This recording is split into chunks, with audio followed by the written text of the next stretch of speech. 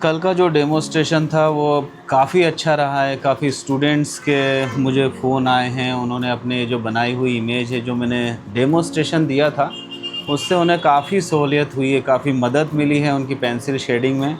अगर आपको याद हो तो ये इस टाइप का मैंने कल डेमोस्ट्रेशन दिया था। जो बेसिक जो शेडिंग के जो मेथड होती है वो मैंने बहुत ईज़ी लैंग्वेज में समझाया था। और कितने ही बच्चों के फ़ोन आए कि उन्हें पेंसिल शेडिंग कई सालों से वो सीख रहे थे, लेकिन प्रॉपरली फिर भी वो कर नहीं पा रहे थे। लेकिन कल के वीडियो से काफ़ी कुछ समझ में आया है उन्हें, और उन्होंने जो बनाया है वो मुझे भेजा है, और मैंने जब देखा है तो मुझे लगा कि मेरी मेहनत भी सफल हुई है।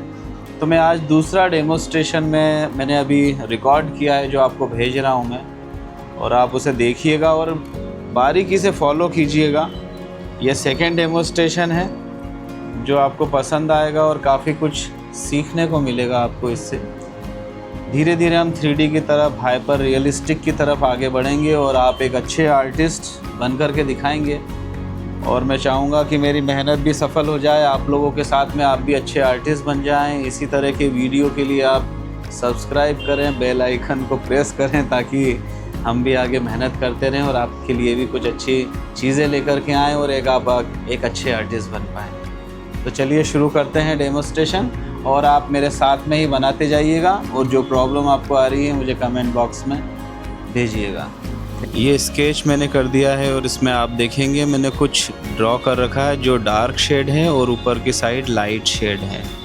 इसमें जो लाइट आ रही है ऊपर से आ रही है और डार्क शेड नीचे जा रहे हैं। तो ये आपको पहले से मार्किंग करना है कि कहाँ पर आपको हाईलाइट छोड़ना है और कहाँ पर आपको डार्क शेड करना है। स्टार्टिंग मैंने ऊपर से की है, जहाँ पर हल्की सी लाइट आ रही है, लाइट के पास में मैंने लाइट शेड डाले हैं HB पेंसिल से। तो ये आप ध्यान रखिएगा कि आपको लाइट पेंसिल चलाना है तो HB पेंसिल से ही चलाना है या B पेंसिल से चलाना है, और हाईलाइट के पास में ख़ासकर लाइट पेंसिल का ही यूज़ करना है। आपको कल मैंने बताया था पिछले वीडियो में कि आपको पेंसिल दूर से पकड़ना है और तिरछी पेंसिल चलाना है। उसकी नोक की साइड में से नहीं चलाना, तिरछी चलाना है, ताकि वो मर्ज अच्छे से हो जाए, बिना किसी टूल्स के मर्ज हो जाए। मिक्सिंग करने के लिए किसी भी टूल्स का इस्तेमाल नहीं करना है। लाइट डार्क पेंसिल से ही आपको मिक्सिंग करना है। और पेंसिल चलाते समय ये ध्यान रखिए कि उसमें ज़्यादा लाइनें ना आए। तो छोटे छोटे स्ट्रोक लेकर के आपको आगे बढ़ना है, और जहाँ हाईलाइट है उसे बिल्कुल छोड़ देना है। ये वीडियो थोड़ा ब्लर हो रहा है, आपको थोड़ी असुविधा होगी।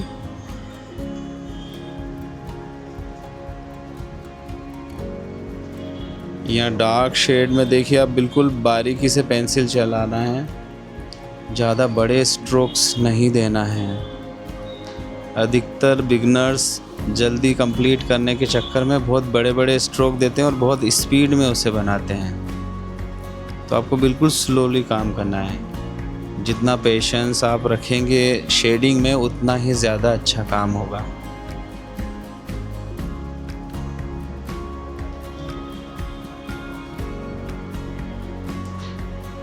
इसके बाद में ये डार्क जो पेंसिल चलाई है ये 8B की पेंसिल चलाई है, और लाइट शेड के लिए HB की पेंसिल है।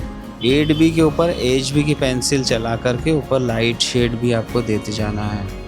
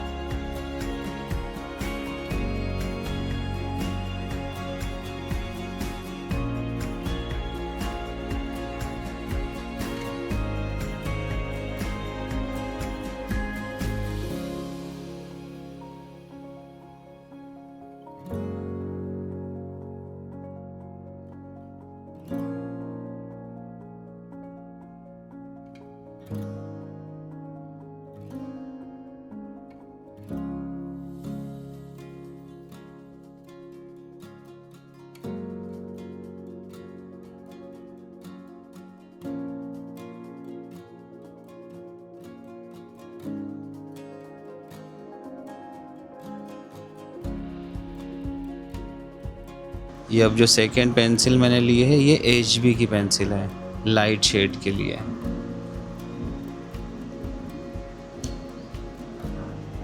पेशेंस के साथ में आप शुरू करेंगे तो काफ़ी अच्छा ऑब्जेक्ट आपका बनेगा, बिल्कुल 3D ऑब्जेक्ट बनेगा।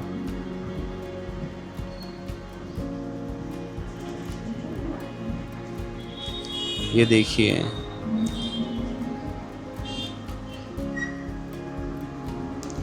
ये डार्क शेड को मैंने पहले से मार्क कर लिया था जहाँ पर डार्क शेड आना है, और उसे मैंने 8B पेंसिल से फील किया है।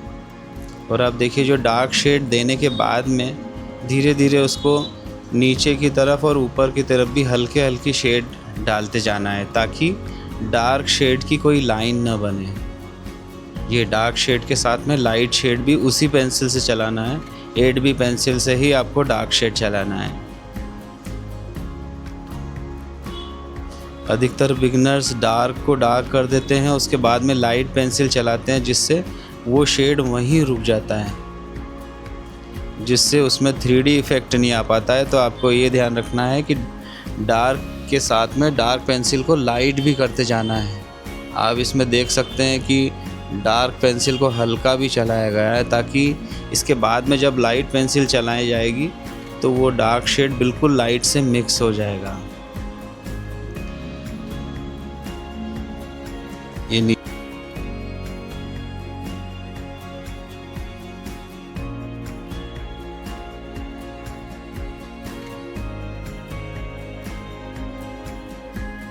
की तरफ भी एक डार्क शेड आ रहा था, जो मैंने पहले से ही उससे मार्क कर दिया था। अब इसके बाद में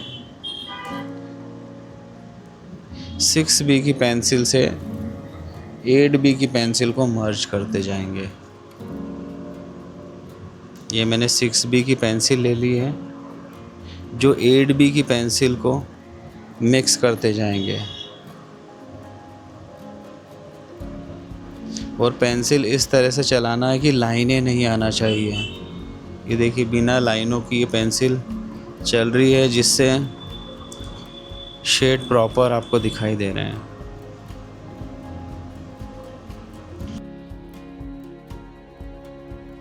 और ऑब्जेक्ट के ऊपर ध्यान रखिएगा हमेशा कि हाथ आपका टच नहीं होना चाहिए। नीचे हाथ के नीचे एक वाइट पेपर रखा हुआ है, जिससे ये ऑब्जेक्ट सुरक्षित रहेगा।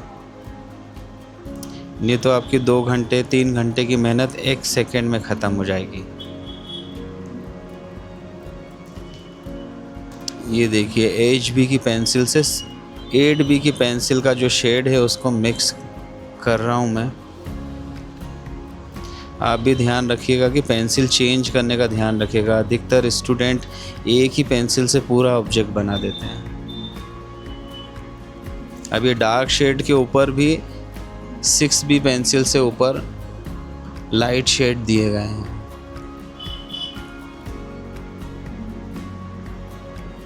ये धीरे धीरे उसको ऊपर ले जाना है लाइट शेड को 6B की पेंसिल से।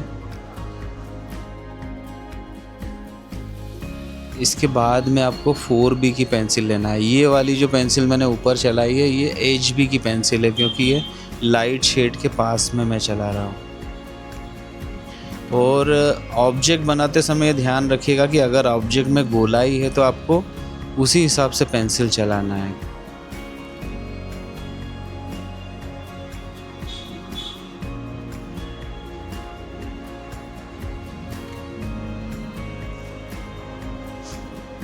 ये 4B की पेंसिल जो मैंने ली है 6B को मिक्स करने के लिए। और इसमें ये ध्यान रखिएगा कि जो आपने पहले 8B की जो पेंसिल से डार्क शेड लगाए थे उसके ऊपर भी आपको 4B की पेंसिल भी चलानी है।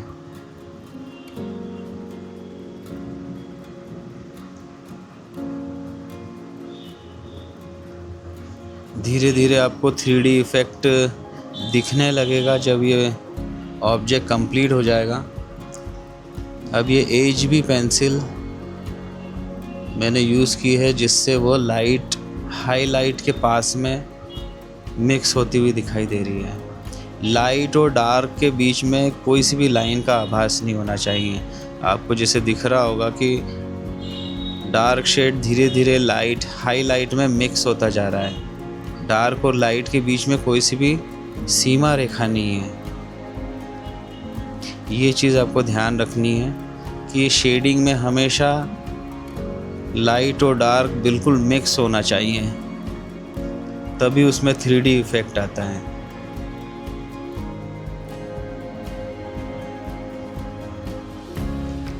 पिछले वीडियो में काफ़ी कुछ सीख चुके होंगे आप, और इस वीडियो में मुझे लगता है ज़्यादा और अच्छे से आप बना पाएंगे। और जो भी चीज़ें आपको समझ में नहीं आ रही है वो आप कमेंट बॉक्स में मुझे बताएं, ताकि मैं अगले वीडियो में और अच्छे से आपको और सरल तरीके से आपको सिखा सकूं।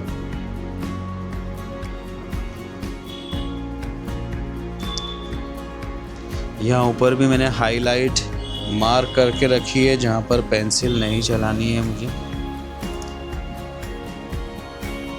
इस ऑब्जेक्ट का लगभग 90% काम कंप्लीट हो गया है।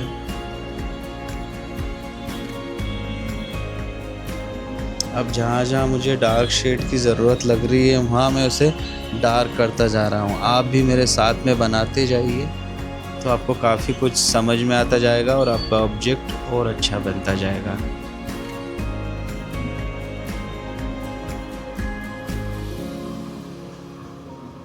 और पेंसिल चेंज करते रहिएगा। लाइट शेड के अगर आप पास में जा रहे हैं तो लाइट पेंसिल लेना मत भूलिएगा।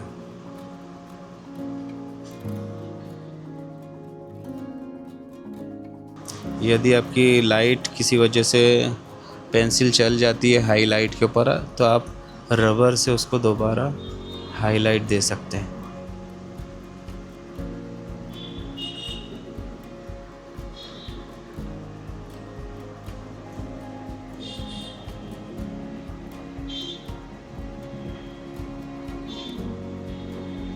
ये इरेज़र से हाईलाइट को मैंने दोबारा उभार दिया है। अब उसके बाद में HB पेंसिल से उसे बैलेंस करना है।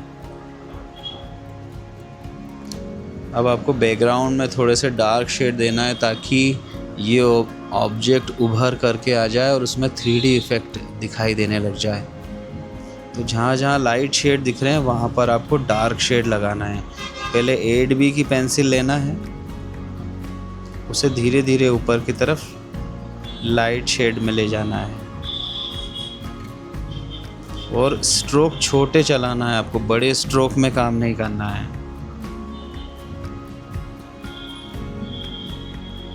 ये देखिए जहाँ जहाँ तक लाइट शेड थे वहाँ पर डार्क शेड मैंने डाल दिए हैं, और नीचे पहले से ही डार्क शेड था तो वहाँ पर मैंने पेंसिल चलाना छोड़ दिया है। केवल ऊपर ऊपर ही लाइट शेड दिख रहे हैं, उसके ऊपर ही डार्क शेड लगाए हैं। और ये डार्क पेंसिल को धीरे धीरे लाइट करना मत भूलिएगा आप। कई स्टूडेंट डार्क पेंसिल को लाइट करना भूल जाते हैं।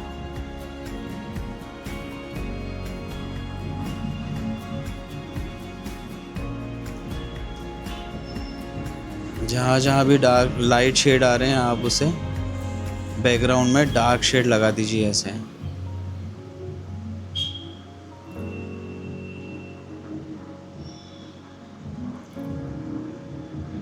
ये डार्क से धीरे धीरे लाइट होता जा रहा है। ये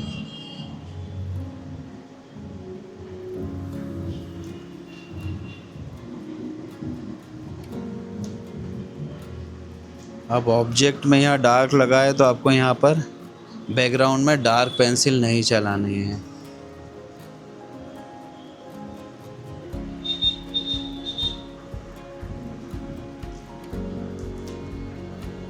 आप ऑब्जेक्ट बनाते समय दूर से भी आप अपने ऑब्जेक्ट को ऑब्ज़र्व कीजिएगा कि कहीं आपके ऑब्जेक्ट में कहीं लाइट और डार्क शेड की कमी तो नहीं है। ये बैकग्राउंड में मैंने अब HB की पेंसिल ले ली है, जो 8B की पेंसिल को मिक्स करेगी।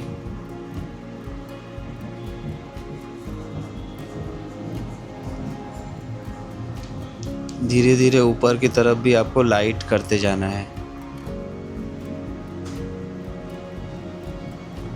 लगभग 8B और HB दोनों पेंसिल एक साथ मिक्स हो गई हैं, देखिए आप। ये एडबी को लाइट करने की वजह से ही पॉसिबल हो पाया है। आप भी ये ध्यान रखिएगा कि डार्क पेंसिल को चलाते समय डार्क शेड के साथ में लाइट शेड भी उसमें देते जाइएगा।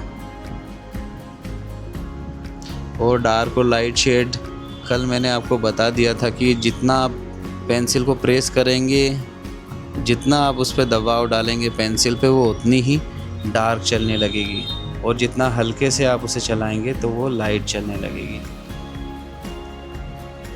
अब ऑब्जेक्ट में नीचे डार्क शेड है, इसीलिए मैं लाइट पेंसिल का यूज़ कर रहा हूँ ताकि बैकग्राउंड से ऑब्जेक्ट अलग दिखने लगे।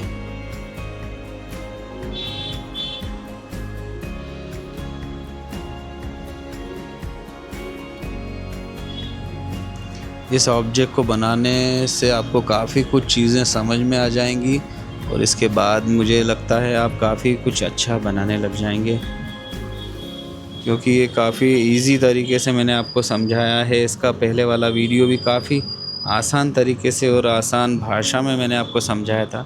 शायद आपको बहुत से स्टूडेंट को वो चीज़ें याद हो गई हैं, और मुझे लगता नहीं है कि अब वो कभी भूल पाएंगे इन चीज़ों को। तो आप इन्हें इसी तरह आगे बनाते रहिए, और अपने ऑब्जेक्ट को ऑब्ज़र्व भी करिए कि आपको कहाँ पर उसमें कमी दिखाई दे रही है।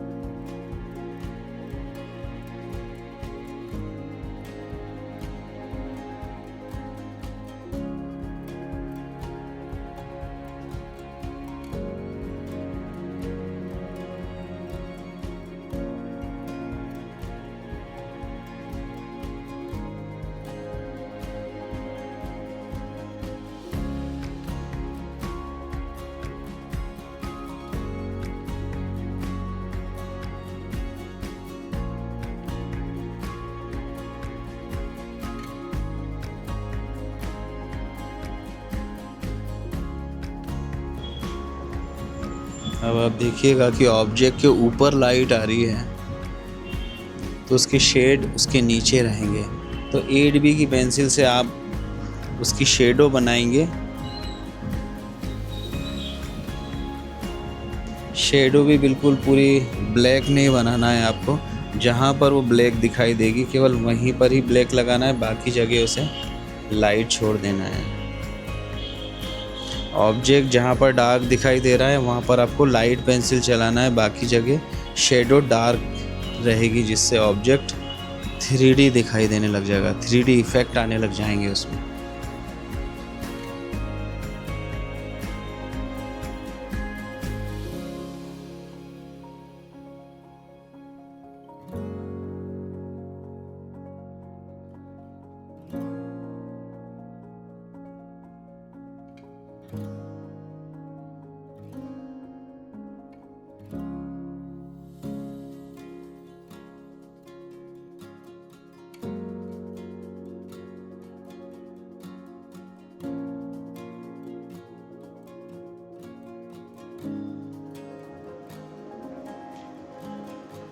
अब इस 8B की पेंसिल को मैंने 4B की पेंसिल से मिक्स कर दिया है। तो आप इस ऑब्जेक्ट को पास से भी देखेंगे तो ये प्रिंटेड ही नज़र आएगा। उसकी वजह यही है कि डार्क को लाइट से मिक्स करने पे, डार्क पेंसिल को लाइट पेंसिल से मिक्स करने की वजह से भी ये पेंसिल प्रिंटेड दिखाई देती है।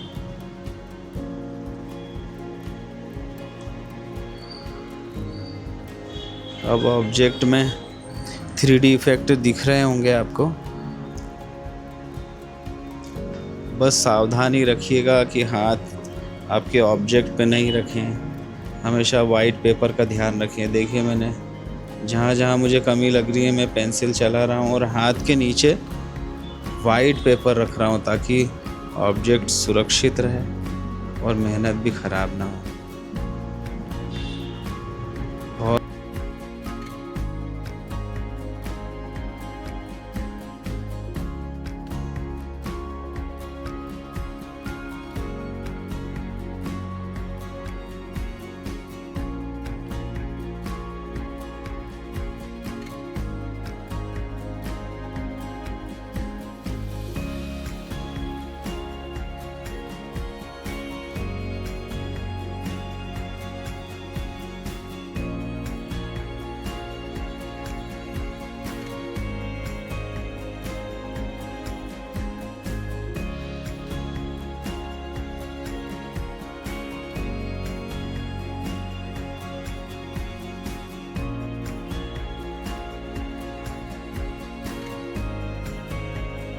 बहुत सारे बिगनर्स वाइट पेपर रखना भूल जाते हैं, जिससे उनकी 2-2 4-4 घंटे की मेहनत ख़राब हो जाती है। आप भी अपने ऑब्जेक्ट को देखिए, दूर से देखिए, जहाँ जहाँ पर जो आपको कमी लगे लाइट की या डार्क की, तो आप उसे फील करते जाएं ताकि आपका ऑब्जेक्ट एक अच्छा बन के दिखाए।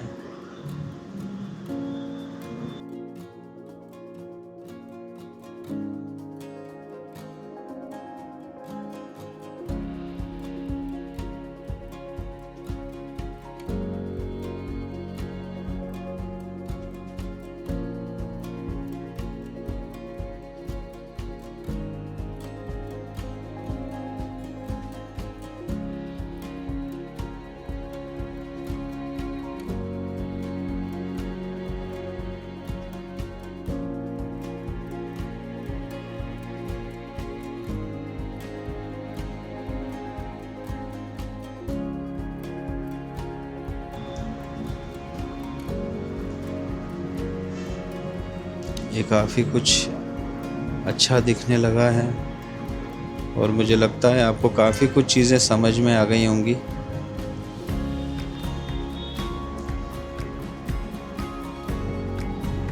जहाँ पर मुझे डार्क शेड की कमी दिख रही है, गहराई में जितने डार्क शेड लगाएंगे उतनी गहराई इसमें बढ़ती जाएगी।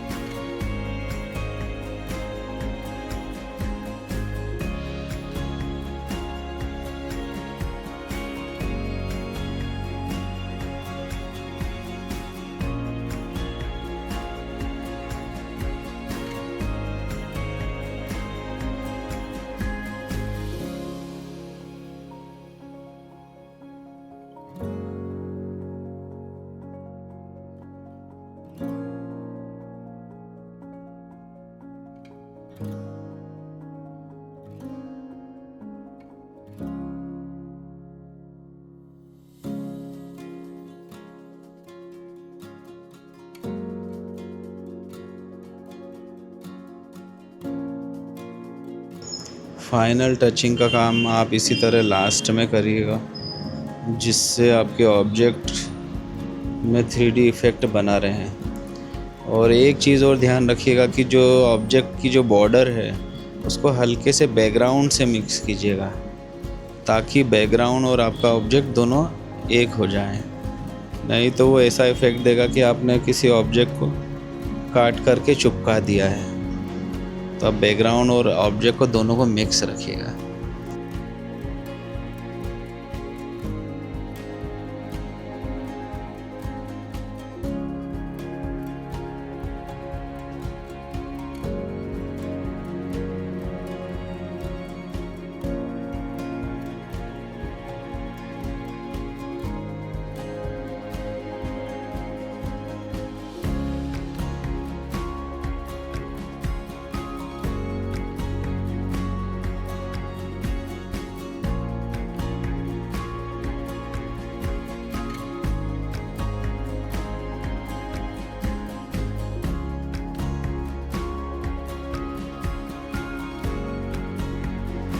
अब ये ऑब्जेक्ट लगभग कंप्लीट हो गया है और इसमें 3D इफ़ेक्ट भी आ गए हैं, और एक आपके लिए एक बहुत अच्छी चीज़ बन गई है, जिससे आप आने वाले हाइपर रियलिस्टिक में काफ़ी अच्छा कुछ बना पाएंगे। और इसमें किसी भी टूल्स का यूज़ नहीं किया गया है, ब्लेंडिंग टूल्स का यूज़ नहीं किया गया। जो भी मिक्सिंग की है वो पेंसिल से ही की गई है।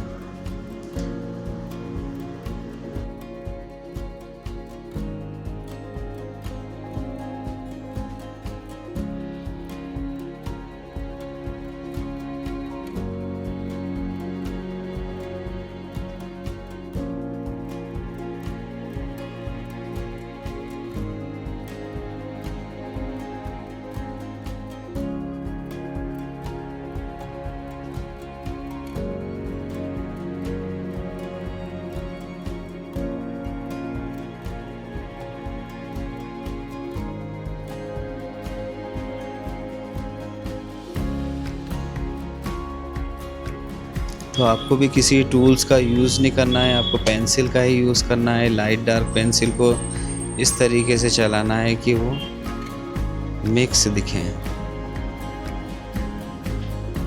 ब्लेंडिंग टूल से गलतियां भी सारी छुप जाती हैं, आप अपनी मिस्टेक भी पकड़ नहीं पाएंगे। और पेंसिल से मिक्स करने में आपकी आर्ट में और निखार आता चला जाएगा।